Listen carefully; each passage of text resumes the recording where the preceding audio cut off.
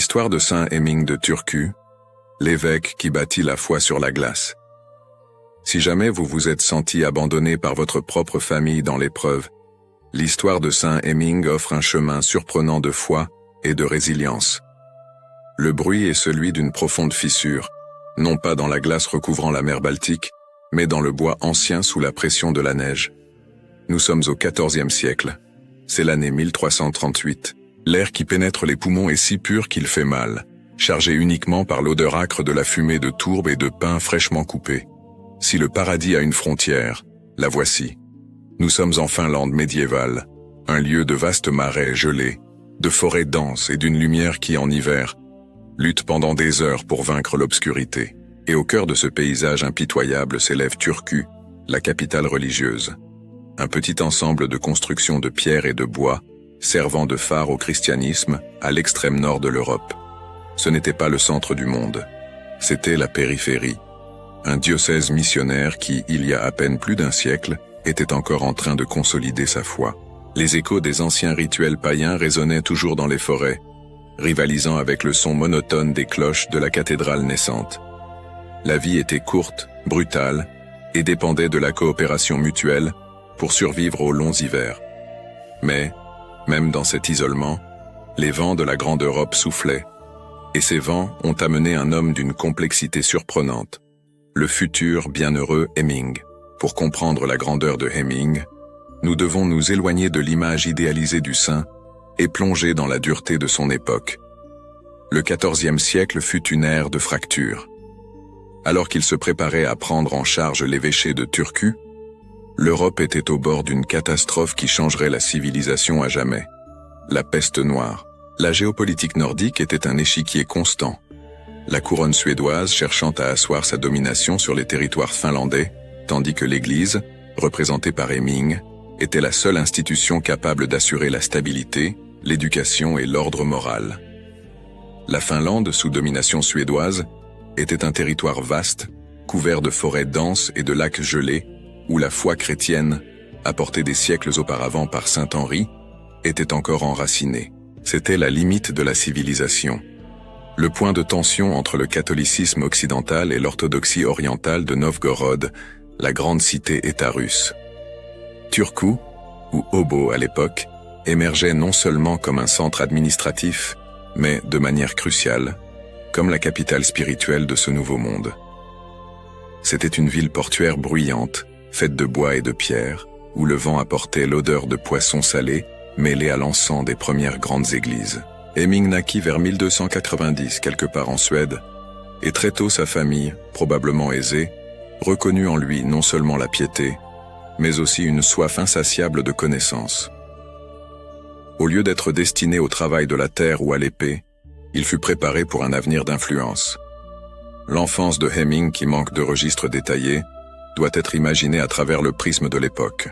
Ses vêtements étaient lourds, en laine épaisse et de couleur terreuse, conçus pour retenir la chaleur contre l'hiver qui dominait la majeure partie de l'année. Les sons de sa jeunesse étaient ceux de la scierie, du feu crépitant dans le foyer central, et le rythme monotone des chants grégoriens provenant de la chapelle la plus proche.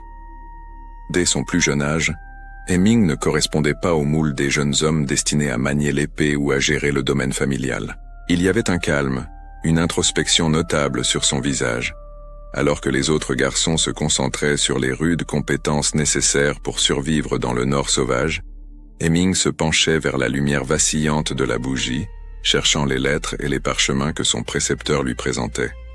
Son monde n'était pas celui de l'action immédiate, mais celui de la méditation profonde. Ce contraste engendrait sa première grande tension humaine. L'attente de la famille, le poids de la tradition le pressait. Mais Hemming cherchait quelque chose de plus éthéré. Ses yeux, toujours décrits plus tard comme pénétrants et clairs, lisaient les mots latins non seulement comme des outils grammaticaux, mais comme des portails vers l'éternité.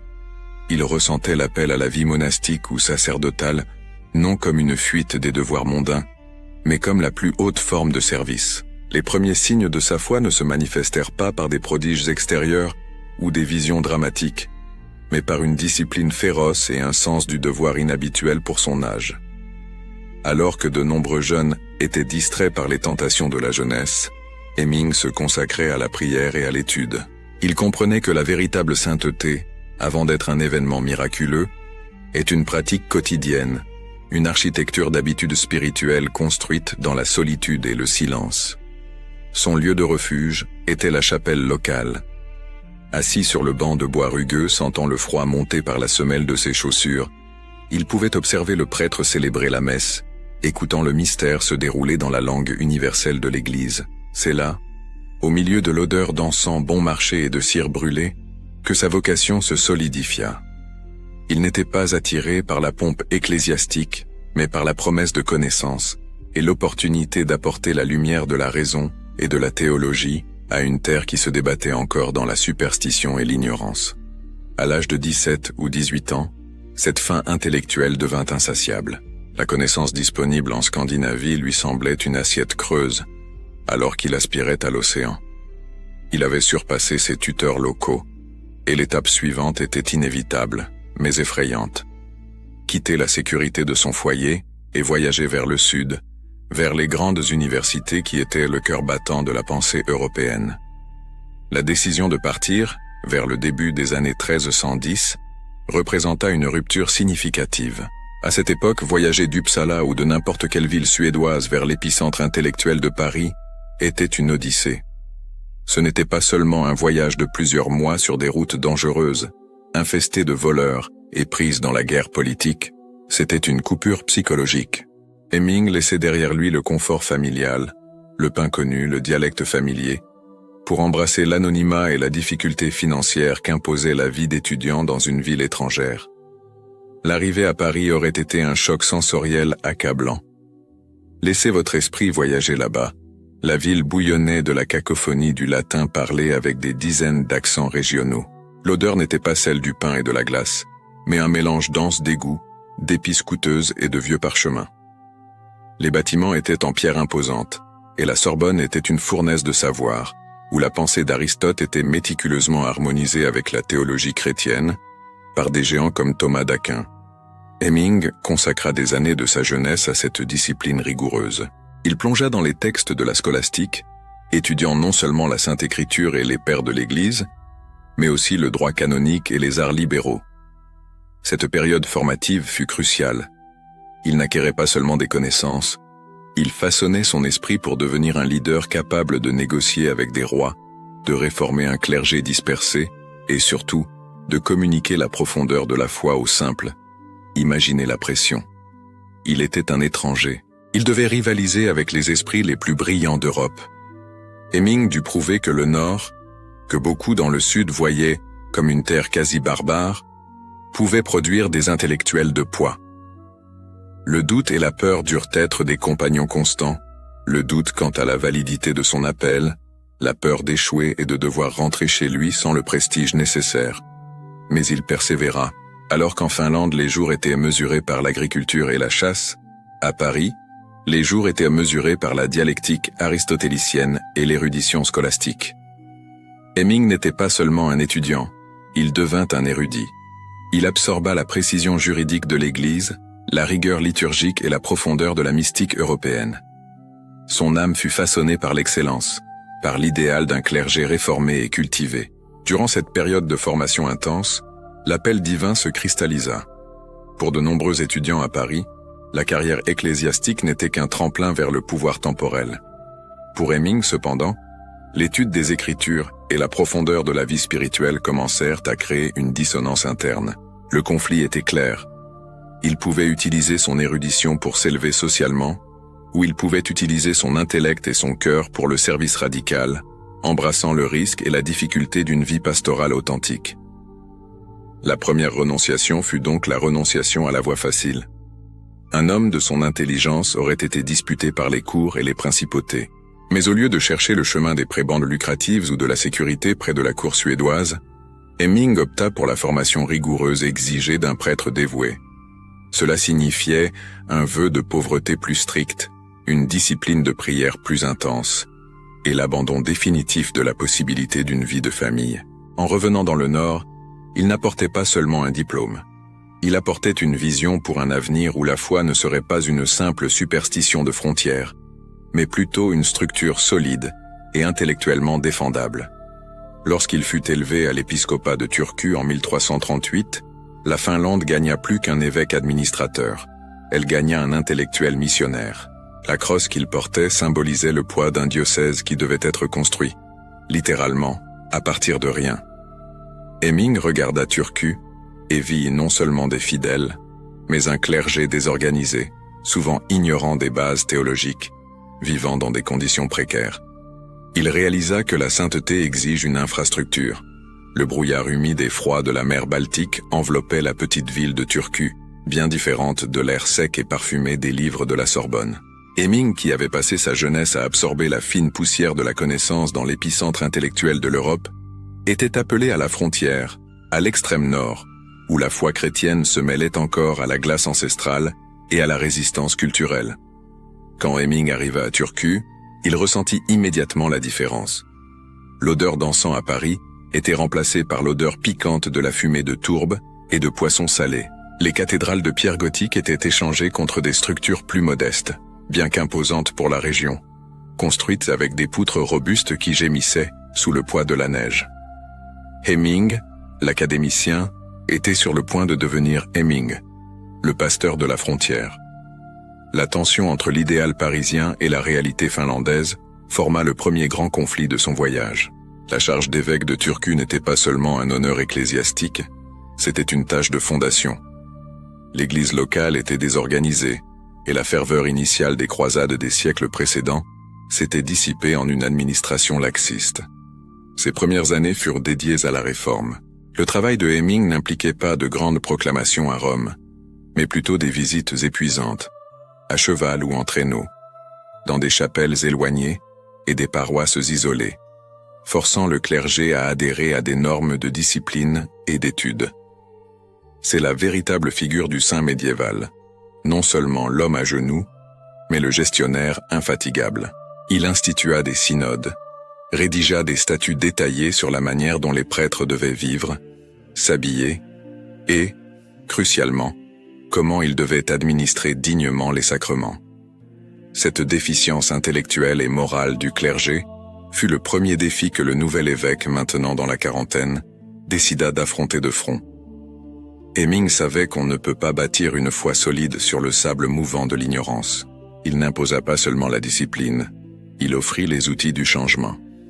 Sa solution fut pratique et monumentale pour l'époque, la fondation de la première bibliothèque diocésaine de Finlande. Imaginez la scène. À une époque où les livres étaient des luxes coûteux, copiés à la main sur parchemin, Hemming investit dans l'acquisition de centaines de volumes. Ce n'étaient pas seulement des textes de dévotion, c'étaient des traités de droit canonique, des œuvres de philosophie et, crucialement, des manuels pratiques pour l'administration des sacrements et la prédication. L'évêque, qui valorisait le savoir par-dessus tout, commença à collecter et cataloguer ses trésors. L'intérieur de cette première bibliothèque, avec l'arôme sec du cuir ancien et de l'encre vieillissante, contrastait fortement avec le froid humide de l'extérieur, devenant un refuge de civilité et de savoir. L'odeur de cuir tanné et de papier ancien dans ces chambres froides était l'odeur de la civilisation, l'odeur de l'espérance. Il fournissait littéralement les outils pour que la lumière puisse être allumée dans l'esprit de ses clercs. Pour Hemming, le livre était une arme contre la superstition et la paresse spirituelle. En exigeant que ses prêtres aient accès à ces ressources et les utilisent, il éleva le niveau du diocèse. Il institua des inspections rigoureuses et des synodes réguliers, où les prêtres étaient testés sur leurs connaissances et leurs pratiques pastorales. Cette réforme ne fut pas accueillie sans résistance. Changer des habitudes profondément enracinées et exiger une étude continue d'hommes habitués à un rythme plus lent engendra des murmures de mécontentement. Certains prêtres voyaient la rigueur académique de Hemming comme une arrogance étrangère, un fardeau pesant. Cependant, l'humanité de Hemming se manifestait dans son approche. Il ne punissait pas seulement, il nourrissait. Il comprenait que l'isolement était l'ennemi de la moralité. Il utilisait son propre exemple de simple dévotion et sa profonde vie de prière pour inspirer.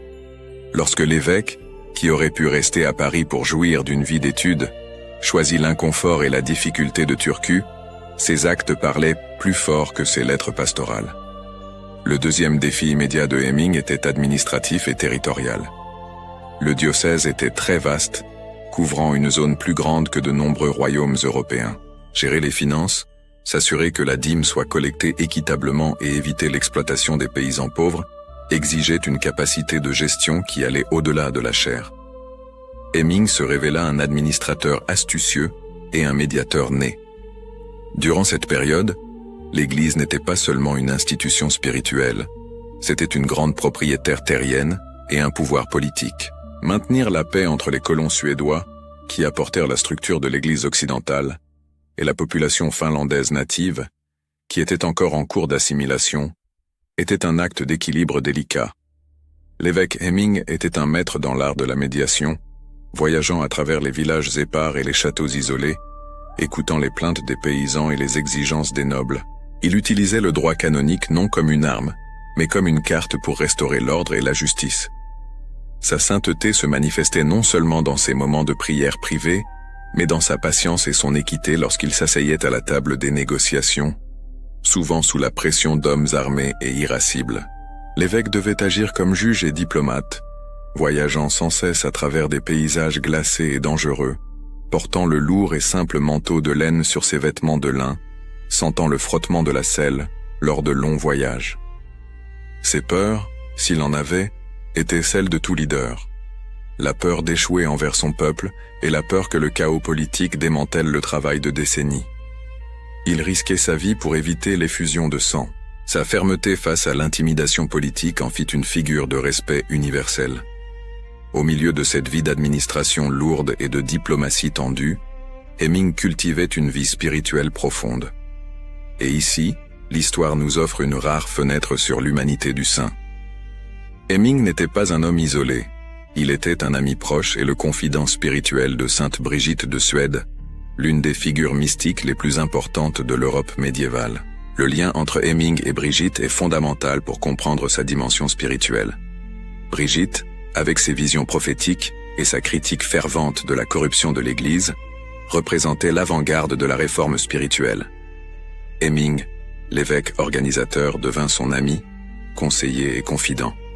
Cette amitié atteste de sa réceptivité au surnaturel, mais toujours ancrée dans la solidité doctrinale. C'était un homme qui parlait aux rois et aux saints, qui réformait les bibliothèques et recevait des révélations. La correspondance et les rencontres entre Hemming et Brigitte suggèrent un échange constant de conseils et de prières. Imaginez ces réunions, peut-être à Vadstena, où l'évêque Hemming, fatigué des longs voyages sur la glace et des querelles mesquines de la cour de Turku, rencontrait Brigitte, cherchant la perspective de l'éternité. Brigitte était célèbre pour ses critiques cinglantes de la corruption de l'Église, et Hemming, en tant que réformateur, trouvait certainement en elle un esprit allié et un soutien prophétique. Ce lien nous révèle la fragilité humaine de Hemming. Il était un leader puissant, mais aussi un homme qui ressentait le poids de la solitude épiscopale et avait besoin d'une ancre spirituelle en dehors de lui-même. Turku, dans le golfe de Bothnie, et Vadstena, l'épicentre des révélations de Brigitte, devinrent les pôles d'un même mouvement de renouveau. Nous ne pouvons comprendre la véritable stature du bienheureux Hemming sans plonger dans la période de sa vie que la tradition mystique appelle la grande épreuve ou la nuit obscure de l'âme. Hemming n'était pas seulement un administrateur talentueux ou un réformateur académique, c'était un homme de foi mis à l'épreuve par le poids d'un siècle implacable. Après plus d'une décennie de succès apparent à Turku, après avoir fondé la bibliothèque, réformé les canons et établi un certain ordre liturgique, l'évêque se retrouva confronté à la fragilité de toute œuvre humaine. C'était l'année 1350 et les années suivantes. La menace ne venait pas seulement de la frontière orientale, où les incursions de Novgorod maintenaient le diocèse en constante vigilance militaire, mais d'une force nouvelle et plus insidieuse, la peur. Bien que la Finlande, en raison de sa faible densité de population et de son isolement géographique, ait été épargnée par la férocité initiale de la peste noire qui balaya l'Europe centrale, la maladie planait comme une ombre sur la Baltique, et son impact psychologique fut dévastateur. La panique sema la discorde là où Hemming avait semé la paix. Le clergé, qu'il avait si diligemment instruit avec les textes de Paris, commença à se disperser. Beaucoup, terrorisés par la possibilité d'une mort subite et sans confession, abandonnèrent les paroisses rurales, fuyant vers les villes fortifiées, négligeant leur serment pastoral. L'odeur de la ville de Turku, typiquement mêlée à l'arôme salé du porc et à la fumée des poêles à bois, devint lourde de peur. À chaque nouvelle qui arrivait par les navires venant de Suède ou du Danemark, apportant des histoires de villages entiers décimés et de corps empilés, le silence dans les rues s'épaississait. Hemming marchait dans la cathédrale de Turku, le centre de sa foi et de son travail, et ressentait la froideur non seulement de la pierre gothique, mais du vide spirituel qui semblait emplir l'air. Le conflit, qui était auparavant administratif ou politique, devint profondément personnel. Hemming avait consacré sa vie à la prémisse que l'ordre et la connaissance menaient à la sainteté. Mais lorsque l'ordre s'effondra et que la connaissance médicale se révéla inutile contre la maladie, quelle valeur restait-il à son travail? L'hagiographe médiéval décrit cette période comme le moment où l'évêque perdit le goût de la contemplation. Ses précieux livres, qui étaient sa fuite et son refuge intellectuel, ne semblaient plus que des volumes poussiéreux. Le doute le rongeait. Si Dieu permettait un tel châtiment et un tel chaos, peut-être lui, Hemming, avait-il échoué. Peut-être son leadership était-il imparfait, peut-être son érudition était-elle orgueilleuse. La lourde cape de l'évêque, tissée de laine fine, ressemblait maintenant à un suaire humide, absorbant toute sa joie et son énergie. C'est dans ce scénario de désolation que la correspondance avec Sainte Brigitte de Suède prend toute son importance. Brigitte, avec sa vision mystique, n'offrait pas de consolation facile mais un défi radical. L'échange entre les deux saints était fait de dures vérités. Hemming, l'intellectuel, cherchait l'explication théologique de la souffrance. Brigitte, la prophétesse, exigeait la soumission totale à la volonté de Dieu, quelle que soit la compréhension. La crise de foi de Hemming ne fut pas le doute sur l'existence de Dieu, mais sur l'efficacité de sa propre sainteté et de son travail. La nuit obscure pour lui se manifesta dans l'impuissance du leadership. Il était le pasteur, et pourtant il ne parvenait pas à protéger son troupeau des maux externes, ni des effondrements internes de moralité. Son dépassement vint par un changement radical de concentration, un retour à la simplicité de l'action. Il cessa d'essayer de réformer l'esprit de l'Europe et commença à réformer ce qui était immédiatement sous son contrôle. Réalisant que la peur était alimentée par l'abandon, Hemming établit un système rigoureux, presque militaire, pour s'assurer que les paroisses les plus éloignées reçoivent l'Eucharistie, le sacrement de l'onction des malades et le pain matériel. L'évêque, qui semblait auparavant plus à l'aise dans les salons de Paris ou la bibliothèque de Turku, s'habillait maintenant de vêtements simples et plus pratiques pour le froid arctique, se déplaçant inlassablement. Le son constant des cloches, sonnant pour éloigner les mauvais esprits ou pour appeler les fidèles aux prières de pénitence, devint le rythme de sa vie. Il ne pouvait empêcher la peste ou la guerre, mais il pouvait garantir que les malades ne meurent pas seuls et que les pauvres aient accès à un morceau de poisson séché et de pain de seigle, même pendant le rude hiver. Cette phase de la vie de Hemming est la preuve définitive que la sainteté réside moins dans les miracles visibles que dans la persistance silencieuse face à l'échec apparent. Il n'expérimenta pas une extase mystique qui dissipa ses doutes. Au lieu de cela, il trouva Dieu dans la dure réalité du service. La lumière de la nuit obscure émergea, non comme le soleil, mais comme la flamme constante d'une lampe à huile qu'il alluma pour guider le dernier prêtre à regagner sa paroisse. Hemming apprit que la véritable mesure de sa réforme n'était pas la qualité de la récitation du latin par le clergé, mais leur disposition à mourir aux côtés d'un moribond. Il désapprit l'arrogance de l'érudition et réapprit l'humilité de la charité. Il fut pasteur de Turku pendant 28 ans, une période remarquablement longue et fructueuse à une époque de vie courte et d'instabilité. Le caractère de Hemming était un équilibre remarquable entre la rigueur intellectuelle et la charité pratique. Il n'était pas seulement un collectionneur de livres, il était un pasteur d'âmes. Ses registres diocésains indiquent son engagement envers les pauvres et les malades. Il renforça les hôpitaux et les hospices du diocèse, s'assurant que les plus vulnérables ne soient pas oubliés pendant les longues et froides nuits du Nord. Le froid était une réalité constante, et la solidarité de Hemming était la chaleur pratique qui maintenait la communauté unie. Au fil de ses années de maturité spirituelle, les récits de sa piété ne concernaient pas seulement de grands discours à la cathédrale. Il portait sur les détails, son jeûne rigoureux, la simplicité de ses vêtements en contraste avec la pompe attendue d'un évêque, et la paix qui émanait de sa présence. Le peuple de Turku commença à voir en Hemming non seulement un administrateur efficace venu de Suède, mais un homme touché par la grâce. Il avait transformé un diocèse périphérique en un centre d'érudition et de discipline.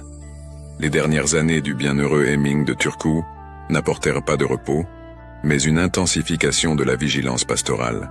Le temps, que Hemming avait si jalousement dédié au service de Dieu et à l'organisation de l'Église en Finlande, commença à réclamer son tribut physique. Nous arrivons aux années 1364 et 1365. L'évêque n'était plus le jeune érudit vigoureux qui était revenu de Paris. Il approchait de ses 70 ans, un âge avancé et lourd pour le XIVe siècle, surtout dans la rudesse du nord de l'Europe. La fatigue accumulée n'était pas seulement le résultat des innombrables voyages à cheval et des longues heures dédiées à la transcription de livres pour la bibliothèque diocésaine. C'était la fatigue de l'esprit qui avait lutté pendant près de 3 décennies pour maintenir la paix entre des nobles turbulents et pour élever le niveau moral d'un clergé souvent dispersé. Le fardeau de la médiation des conflits régionaux pesait maintenant comme du plomb sur ses épaules courbées. Dans cette période de ralentissement physique inévitable, la foi de Hemming devint encore plus introspective et contemplative. Même après avoir dédié sa vie à Dieu, l'évêque fut confronté à des doutes naturels. Avait-il fait assez? L'humilité de Hemming, qui l'avait poussé à fonder la bibliothèque et à réformer la liturgie, le fit maintenant craindre le jugement divin. Il se voyait non comme le grand administrateur, mais comme un serviteur imparfait attendant l'appel final. Ces derniers mois, au début de 1366, furent marqués par une fièvre tenace et une débilité croissante. Le murmure des prières du chapitre de la cathédrale devint la bande sonore de son départ. Ses yeux, qui avaient lu des milliers de pages et scruté les cartes de l'Europe à la recherche de la connaissance, reposaient maintenant sur le crucifix en bois qu'il avait lui-même apporté de Paris. Hemming convoqua les chanoines restants et donna ses dernières instructions. Il ne parla pas de trésors ou de propriétés, mais de livres et du soin des pauvres. Sa préoccupation jusqu'à la fin fut pratique et pastorale. Il solda les comptes, fit la paix là où il y avait des frictions, et se prépara pour le voyage final avec la clarté administrative qui l'avait caractérisé tout au long de sa vie. Le printemps arriva, mais la force de vie s'épuisait. En mai 1366, tandis que le dégel apportait la promesse d'un nouveau cycle au paysage finlandais, le cycle terrestre de Hemming touchait à sa fin. La scène dans sa chambre était austère, conforme à sa vie de simplicité. Il n'y avait ni soie, ni or, juste la pierre nue, la faible lumière entrant par les fenêtres étroites et le son guttural des moines récitant la liturgie des mourants. Il reçut les derniers sacrements avec pleine conscience et profonde dévotion. Dans ce moment solennel, la sainteté de Hemming ne s'exprima pas par un miracle retentissant ou une vision céleste visible à tous, mais par la paix profonde qui émanait de lui. La paix qu'il avait cherché à imposer à la politique nordique turbulente, il la trouva finalement sur son lit de mort. En cette année 1366, par un jour calme, l'évêque Hemming de Turku rendit son dernier soupir. Le silence qui suivit sa mort fut lourd. 28 années de leadership inlassable se résumaient maintenant à une quiétude inattendue. La grande cloche de la cathédrale sonna lentement, annonçant à la ville portuaire que son pasteur était parti. Sa mort marqua la fin d'un âge d'or pour le diocèse. Lorsque le corps de Hemming fut enterré dans la cathédrale de Turku, l'émotion parmi le peuple fut immense. Il ne pleurait pas seulement l'évêque administrateur, mais le pasteur qui avait arbitré leurs querelles, défendu leurs droits et leur avait enseigné la foi avec une clarté accessible. Et ce n'est qu'après son décès que sa sainteté, auparavant perçue dans la diligence et la sagesse, se manifesta de manière indéniable aux yeux du peuple. La tombe de Hemming devint rapidement un point central de dévotion populaire. Les gens, vêtus de laine épaisse et sentant la fumée des foyers, venaient de longues distances, traversant des forêts de pins et des lacs gelés, pour prier là où le corps de l'évêque reposait. Les premiers récits étaient discrets. Soulagement de douleurs chroniques, récupération de la vision chez des yeux affaiblis par le froid brouillard de la Baltique. Mais ce fut un unique miracle, enregistré plus tard avec rigueur dans le processus de béatification, qui solidifia sa réputation comme puissant intercesseur. Ce fut le miracle de la Renaissance, ou la résurrection, le prodige le plus impressionnant attribué à Hemming. Les registres racontent l'histoire d'un homme nommé Olavo, de la paroisse de Reggio, dont la vie avait été abruptement interrompue. Selon les récits, Olavo était mort dans des circonstances qui ne laissaient aucune place au doute. Son corps était froid et rigide. Le deuil planait déjà sur sa famille. Dans son affliction désespérée, la veuve d'Olavo, se souvenant de la réputation de sainteté de Hemming, résolut d'implorer l'évêque nouvellement décédé. Elle ne se rendit pas jusqu'à la tombe. Au lieu de cela, dans une démonstration de foi et de révérence profonde, elle fit en sorte qu'un objet ayant directement appartenu à Hemming soit apporté en présence du défunt. Les détails sur la nature de l'objet varient, mais l'élément crucial est que c'était une relique par contact. Lorsque l'objet, imprégné de la mémoire tactile et spirituelle de l'évêque, fut placé sur le corps inerte d'Olavo, il y eut une réaction immédiate et surprenante. Le silence de la veillée funèbre fut rompu par un gémissement. Olavo non seulement bougea la main, mais ouvrit les yeux et lentement commença à revenir au monde des vivants. L'étonnement des présents dut être palpable, un mélange de peur révérencieuse et de joie incontrôlable. L'odeur de la mort caractéristique d'un corps fraîchement décédé fut remplacée par l'odeur de la vie et la sueur du réveil. Cet événement ne put être ignoré. La résurrection d'Olavo fut un témoignage vivant et dramatique que le zèle de Hemming n'avait pas cessé avec la mort. Le miracle valida sa vie de service, montrant que la puissance qu'il avait soutenue dans la réforme et la construction de la bibliothèque était en essence la même puissance qui guérissait et restaurait maintenant. Ce prodige, ainsi que la multiplication des guérisons, alimenta le culte populaire. Le pèlerinage vers Turku s'intensifia. Le peuple finlandais, habitué à affronter la rudesse de la nature et l'instabilité politique, voyait en Hemming un patron de confiance, quelqu'un qui pouvait intercéder dans les besoins les plus désespérés. Ce fut la reconnaissance de ces signes qui, plus d'un siècle plus tard, mena à l'initiative formelle de sa béatification. Le processus culmina par la solennelle translation de ces reliques en 1514. Un moment de profonde célébration qui solidifia la position de Hemming comme l'un des principaux saints tutélaires du diocèse. Imaginez la scène. Les rues boueuses de Turku furent nettoyées et ornées de guirlandes de pins et de houx. L'air, généralement froid et coupant, semblait vibrer de la chaleur des centaines de bougies allumées. L'odeur d'encens fort se mêlait à l'odeur de la foule rassemblée. L'évêque Hemming serait déplacé vers un reliquaire d'honneur dans la cathédrale, une reconnaissance officielle qu'il était un bienheureux, digne de culte. Cette cérémonie, où l'urne lourde et richement décorée était portée sur les épaules des prêtres, symbolisait l'union de l'Église terrestre avec la céleste. Cette translation ne fut pas seulement un événement bureaucratique, mais une affirmation publique, que l'homme qui avait passé sa vie à organiser, enseigner et prêcher la paix était désormais, officiellement, un canal de la grâce divine. Ce fut un moment de profonde affirmation de l'identité catholique finlandaise, un phare d'espérance peu avant que la tempête de la réforme protestante ne change à jamais la carte religieuse de l'Europe. L'histoire de Hemming, cependant, ne s'arrête pas en 1514. Elle fait face aux plus grands défis du XVIe siècle. Avec l'avènement de la réforme, la vénération des saints et des reliques fut remise en question, ou, dans de nombreux cas, supprimée.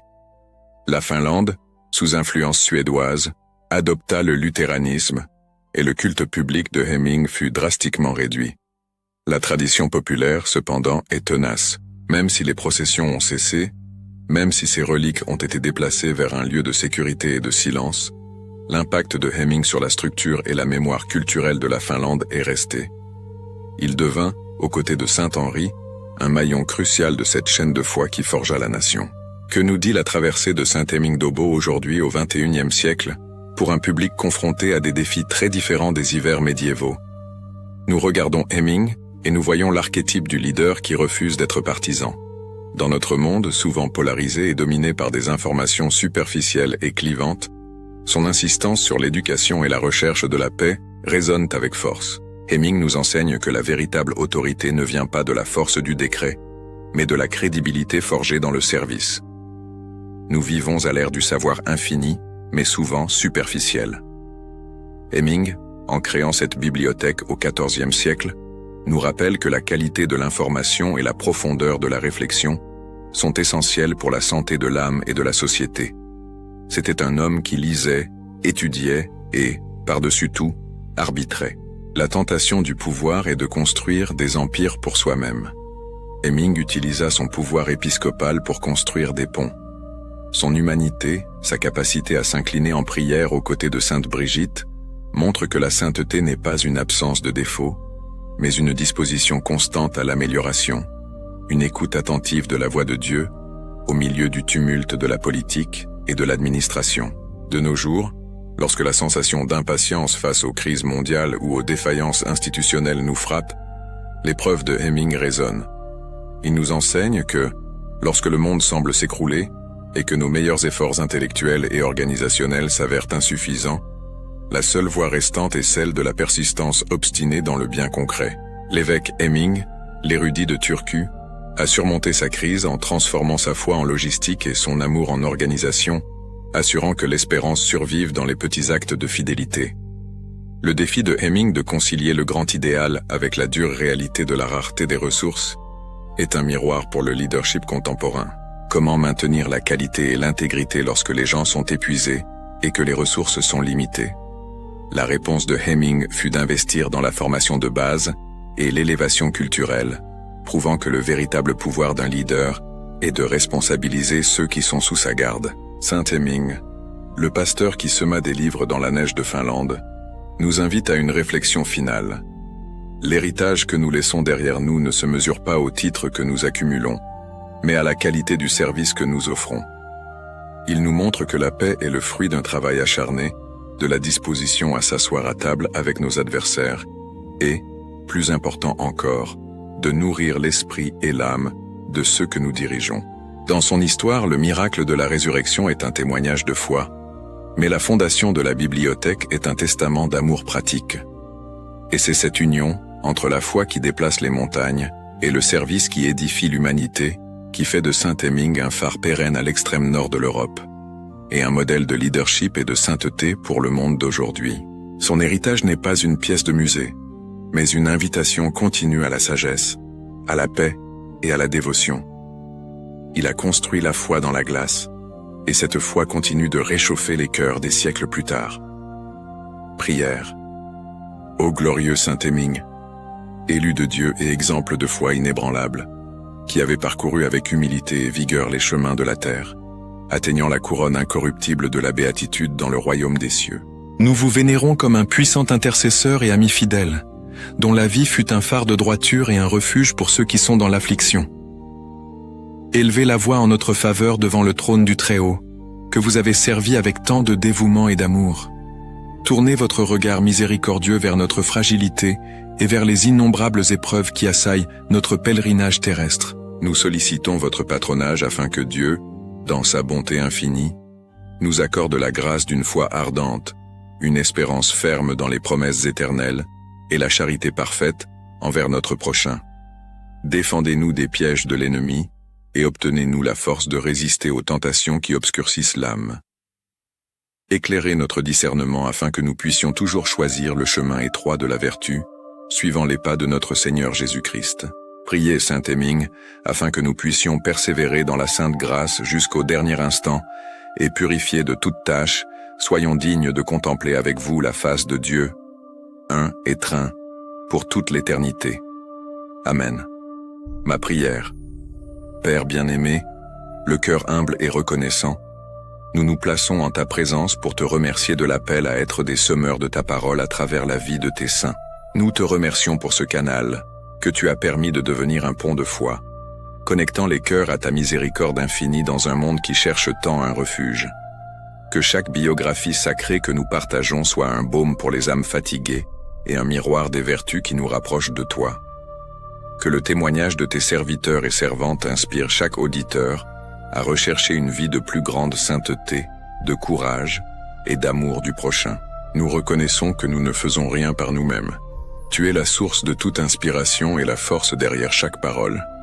nous te remercions de nous utiliser comme tes simples instruments pour narrer les merveilles que tu as opérées dans la vie de ceux qui t'ont aimé par-dessus tout.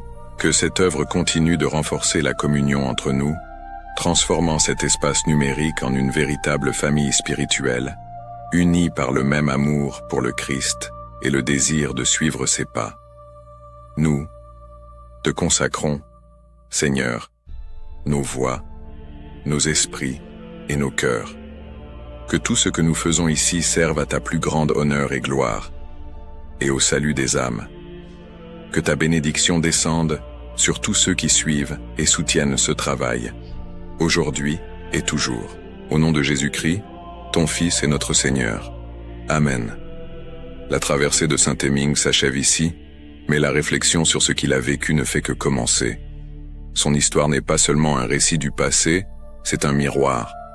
Elle nous rappelle que, même lorsque l'obscurité de l'incertitude nous entoure, la vraie force réside dans le choix de maintenir la flamme allumée, de suivre le chemin que notre foi, et non notre peur, nous indique. Si la résilience et la dévotion de Saint-Hemming ont touché votre âme, et si vous cherchez d'autres phares d'inspiration pour éclairer votre propre chemin, c'est le moment de rejoindre notre communauté. Abonnez-vous maintenant à la chaîne. Ce faisant, vous nous aidez à continuer d'explorer ces vies extraordinaires qui nous enseignent la puissance de la foi et de la persévérance humaine. Laissez aussi votre j'aime sur cette vidéo. Votre simple geste garantit que cette lumière, dont vous venez d'être témoin, atteigne davantage de cœurs qui ont désespérément besoin d'entendre que le courage est possible. Et s'il vous plaît, faites une pause et réfléchissez. Y a-t-il quelqu'un que vous connaissez qui est en ce moment même en train de faire face à sa propre bataille contre le doute ou le désespoir? Partagez cette histoire avec cette personne. Partager la vie de Hemming peut être le baume d'espérance qu'elle attendait. Maintenant, arrêtez-vous et réfléchissez profondément. Hemming a trouvé la paix et le but au moment où il s'est finalement abandonné à quelque chose de plus grand que lui-même. Après avoir regardé ce documentaire, qu'est-ce que la vie de Saint-Hemming vous inspire à lâcher enfin pour pouvoir saisir votre véritable destin? Laissez votre réponse réflexive dans les commentaires. Je veux lire ce que l'histoire de Hemming a éveillé en vous. Et pour continuer ce voyage spirituel, cliquez sur l'une des vidéos qui apparaît juste au-dessus, choisie spécialement pour vous.